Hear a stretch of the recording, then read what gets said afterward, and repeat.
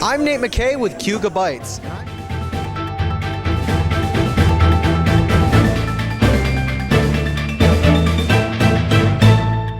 Welcome back to this semester's final edition of Cayuga Bytes. I'm Nate McKay. And I'm Jared Fritz.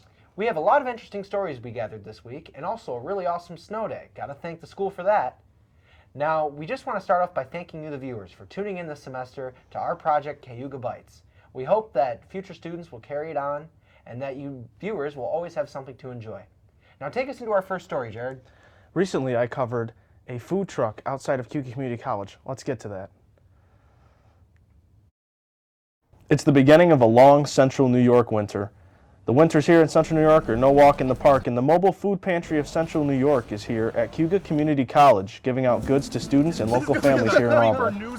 Volunteers for the mobile food pantry set up shop at approximately 3:15 on this cold fall day to hand out boxes full of food, goods such as bread, fruit, vegetables, and canned goods to students and residents. I spoke to two volunteers for the mobile food pantry about exactly what the mobile food pantry means to the people who work there. College students are it's a huge population of college kids that are actually hungry.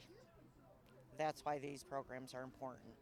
I'm Jared Fritz from Cayuga Bytes, and today we're standing outside of Cayuga Community College at the mobile pantry for the local food bank of Central New York, and volunteers are giving out food to students and residents of Auburn, New York. I am very thankful to Cayuga Community College for providing food to the needy. It's a really great thing that the mobile food pantry of Central New York is able to provide goods for students and residents of Auburn, New York. I definitely agree. Now we're going to read some interesting stories from the Collegian. Why don't you start, Jared? Well, a student artwork was vandalized and stolen last week at the Auburn campus, and the Auburn police are currently investigating. Artwork was placed on display vandalized last week, and pieces of the original work have gone missing. Art professor Melissa Johnson says students in her Art 260 class had created a display of their double-sided print projects in the hallway between the main and tech buildings on the third floor of the Auburn campus. The work has been on display for over a month without being disturbed, said Johnson. Some of the work had a message about social justice or contained political content. And Johnson says that the police are involved and they will be investigating as soon as possible. What do you have, Nate? We have a very important story here to share this week. Former student and now teaching adjunct, Kathy Tripicano.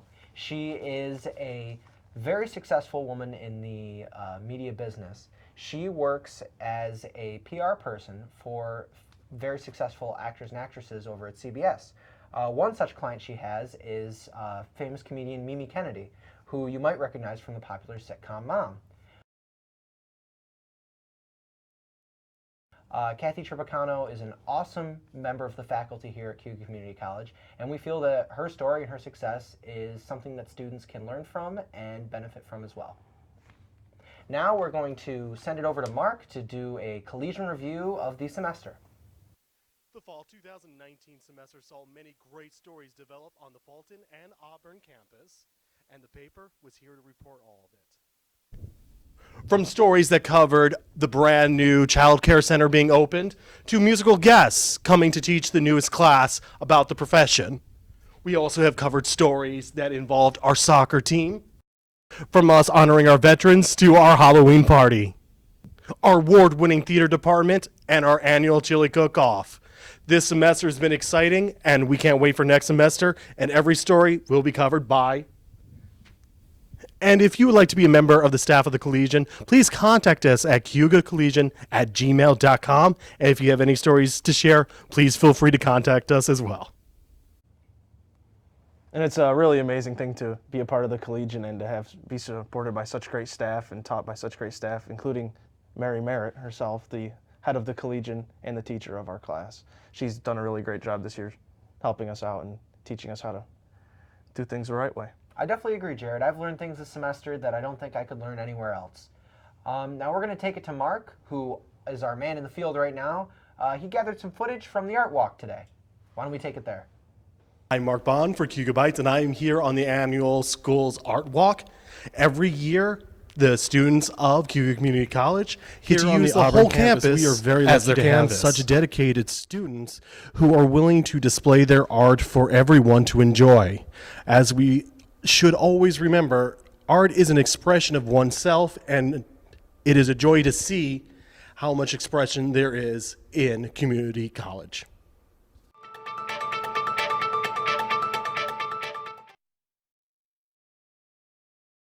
Welcome back to another sports segment with Jared here. And we're going to start off with college basketball. And I just want to shout out my Michigan Wolverines. They won the Battle for Atlantis. They beat both number 6 North Carolina and number 8 Gonzaga and had the highest jump in the AP poll in 70 years, from unranked to 4.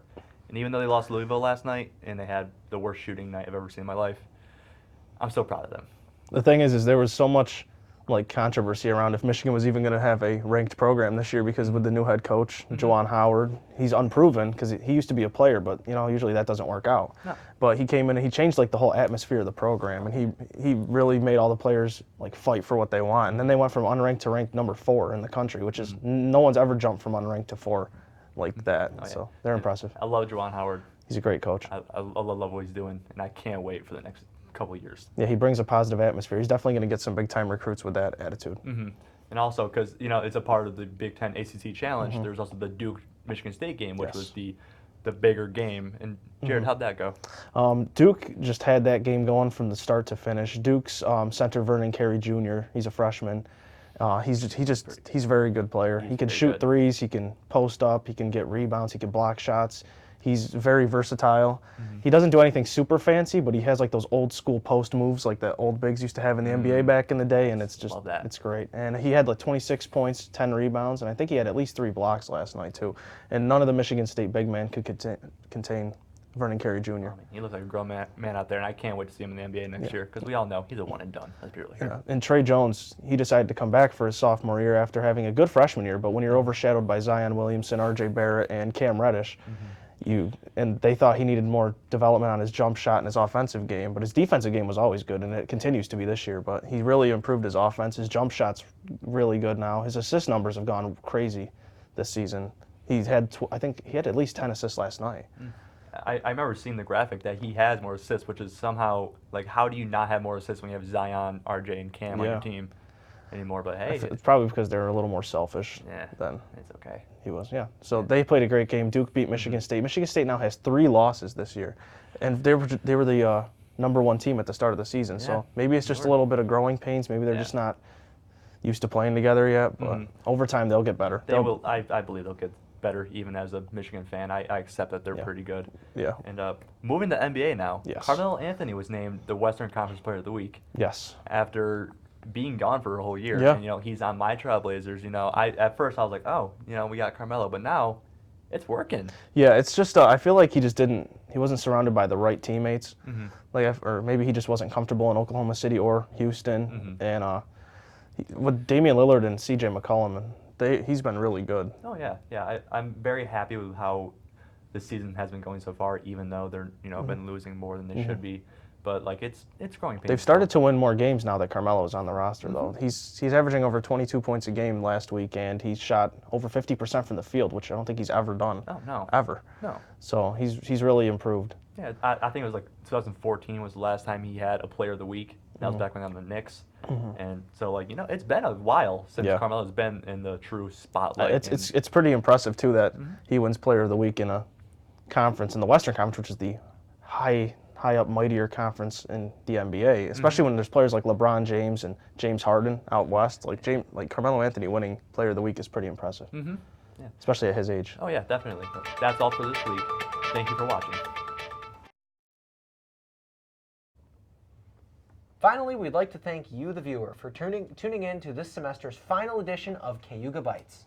We hope that everybody enjoyed what we produced, and if you are in any way interested in joining the staff or taking the broadcast journalism course that offers a 3-credit-hour course where you can work at producing this show, please feel free to either contact Mary Merritt or email us at our Gmail, cayugabytes@gmail.com. That's Cayuga Bytes, B-Y-T-E-S, @gmail.com.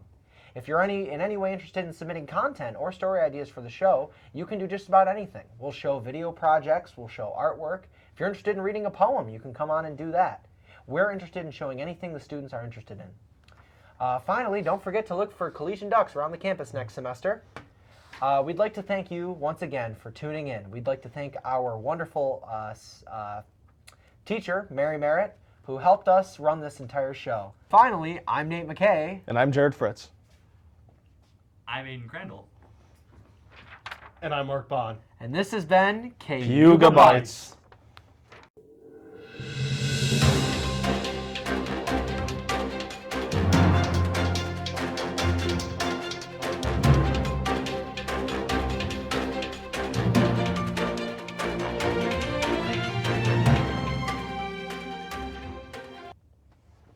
Wow, what a rewarding experience it is working for the Collegian. Run that back. He said, and what? If you would like to be a part of the staff, the Cayuga Collegian. What the hell? I'm saying that. Yeah. Don't you dare take that from I me. won't, I That is won't. my thing. And then I'll just say something. I'll comment about it. Sorry for coughing. You didn't even have the headphones on. Okay.